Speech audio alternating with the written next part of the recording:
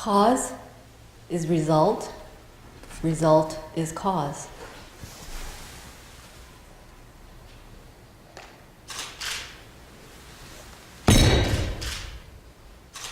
No cause, no result.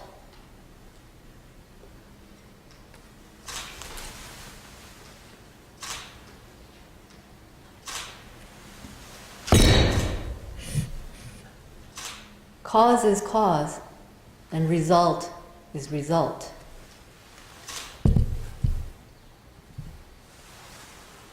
Of these three statements, which one is correct?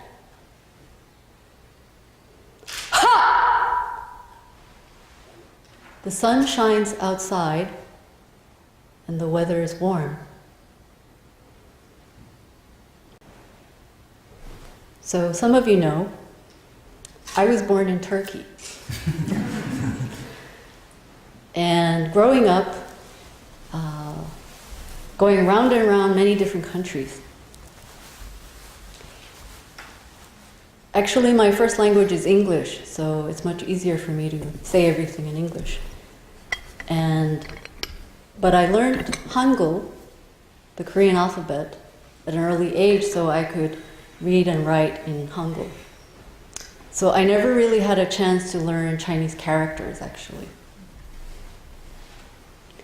Well, most of you know that Hangul was invented by a Korean king, King Sejong, right? Yeah. You know that. You probably should know who he is because he's on your 10,001 note in your wallet.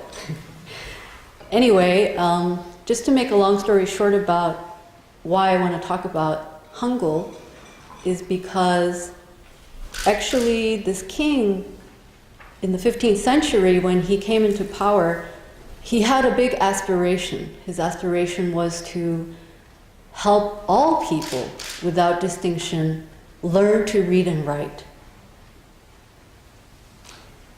And to do that, he had to make a secret society of scholars and supporters who could do that. Because once he decided to go on his mission to make this alphabet available, actually he got so much opposition from his own supporters. The reason was he became king and all his supporters were helping him to create a Neo-Confucian society in Korea. And Buddhism was already in Korea almost 1,000 years. So when he decided that he wanted to actually make a language available to all people, all common people, not just aristocrats and wealthy and educated, it came with a lot of opposition. So he had about 8 brilliant scholars, and they tried to invent this alphabet in secret.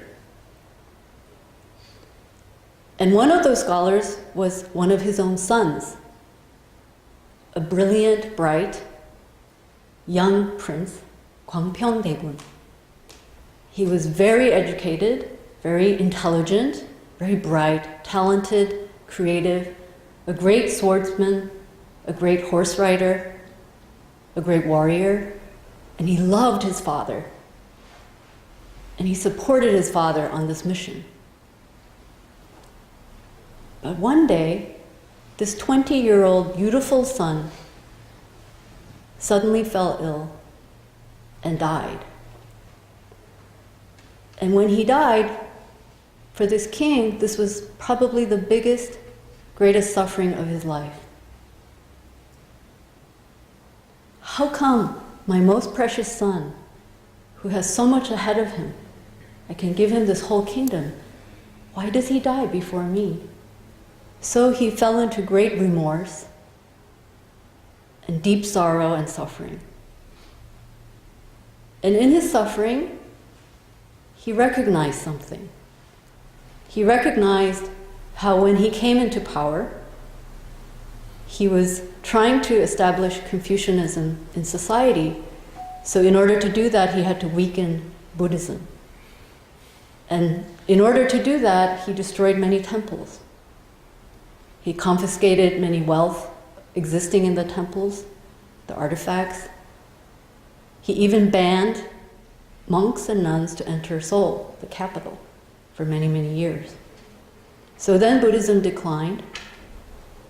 And he did that, and he was very powerful.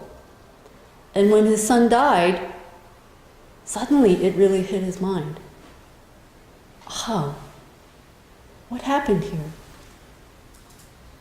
Somehow, this correlation of deep suffering inside and the suffering that was created in Korea, when he destroyed many aspects of Buddhism, he recognized this is cause and result. So Zen Master Seung-san says, cause and effect is always clear. It's only clear when we really attain that. So this king, Sejong,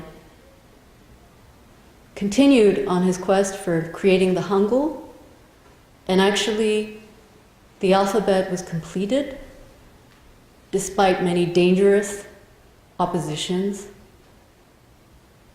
And he was able to complete it actually because he was able to do it in secret in many Buddhist temples where they gave refuge for this kind of activity to happen.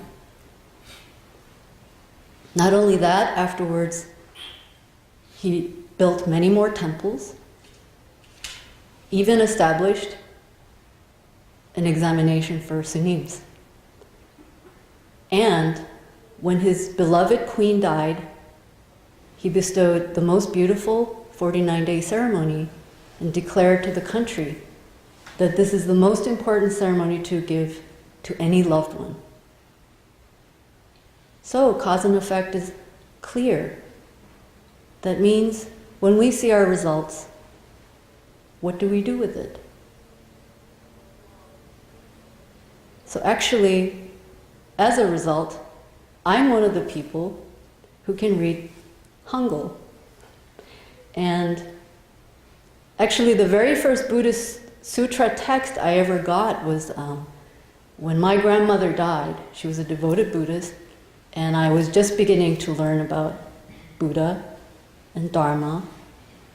And she passed away, and in her house, there was almost nothing left. She had reduced everything to few small bundles. And one thing that was there was a little book, the size of my palm, and it was the Heart Sutra with a lotus flower in front, in Hangul. So that was my first Buddhist text. So I wouldn't be able to read that unless the king had had this great, wide compassion that all people, without distinction, could learn to read and write. He gave that freedom. So actually, but when I look at how I was able to start practicing Buddhist teaching, it was actually all through English. My first encounter with the Quantum School of Zen was going to the Zen Center in Paris and meeting Zen Master Ubong, having my first interview, Kongan interview, receiving primary point teaching in English from a Polish Jewish Zen master in Paris. Then, coming back here, we are all together in Keryong Mountain, talking about Korean Buddhism in English to a bunch of people from different countries. So Zen Master Seung-san actually, as we all know, he learned Chinese characters. He was very fluent in them. He understood them very well. He was very versed in all of the sutras and Buddhist teaching. And yet, when he went to America, interestingly enough, he had to dump all of that and learn English from zero. And it was only through English that he could teach everyone outside of Asia. And he taught in the most simple language. He didn't try to learn English to be perfect at it. He used whatever came and then threw it all out in Zen. And that was the most effective way he could teach. So he digested even through language the teaching, chewed it for us, and gave it to us so we could swallow it smoothly. So what makes people great? Why do I say great? Because King Sejong, after his death, he was posthumously called King Sejong the Great, Sejong Daewang. Zen Master Seung-san, our founding teacher, we call him Dae-Sonsanim, Great Zen Master Seung-san. There are many, many Zen masters, many, many kings, but not everybody is remembered as a great king or a great being or a great teacher, a great Zen master. And none of those people actually aspired for greatness. But what made them great is actually their big vow and direction. So King Sejong's direction was to help all beings without distinction become educated. Zen Master Seung-san's direction was to save all beings without distinction, despite any culture, language, nationality, gender, color, beyond any kind of differences. So when all of those beings, all those people benefit from their endeavors, then this great appears naturally. Just like the sun, the great sun warms us. So I remembered this part about Zen Master Seung-san because I think what's most important that I've learned so far is you don't leave anybody behind. And for that I'm truly grateful because I know I would have been one of those people who's left behind if it wasn't for this benevolence and compassion of Zen Master Seung-san's very wide, compassionate, deep, and loving Dharma that holds everything. So I'll just share a very brief story. A number of years ago, actually, it was the third memorial of Zen Master Seung-san's death. In our school, we had a big ceremony in Musangsa here, and about 200 people from all over the world came to Korea for a pilgrimage. And that time we visited one temple, Donghwasa Temple in Daegu, Palgongsan.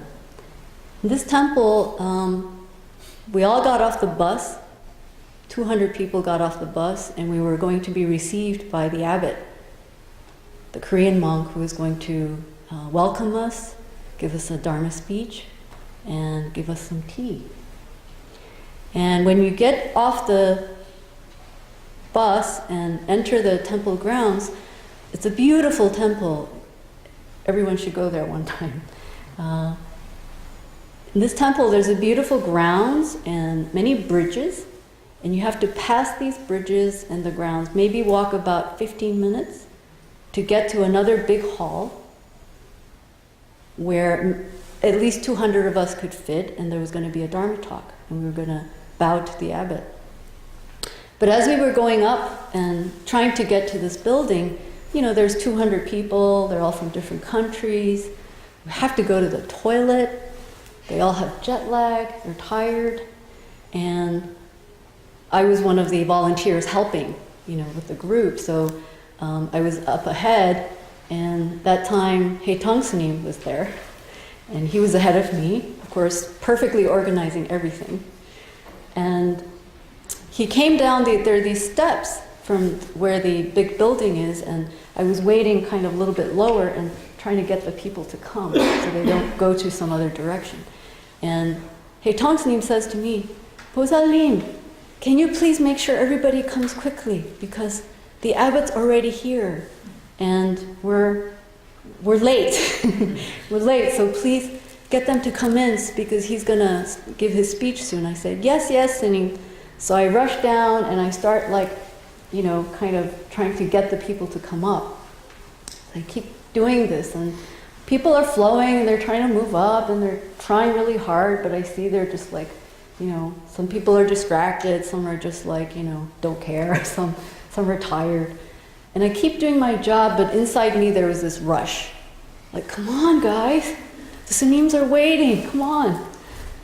And then at one point, Zanmacha Songhyang comes with a group of people behind her.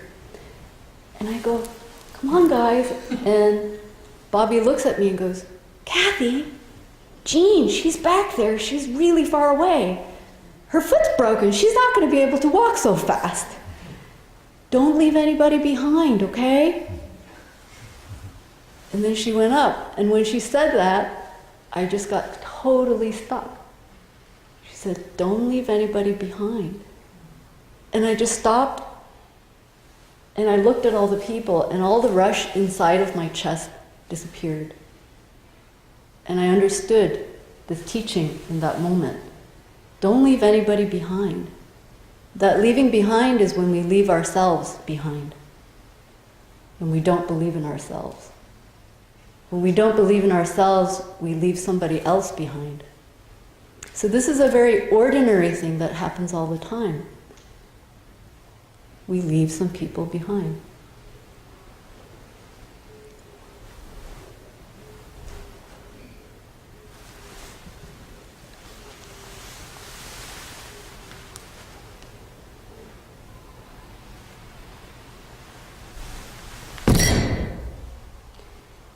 Great is ordinary.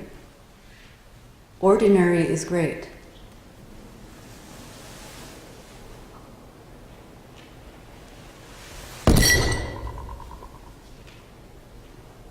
No great, no ordinary.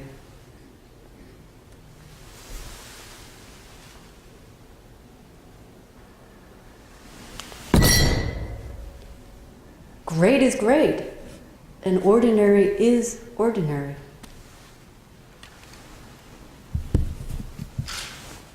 So which one do you like?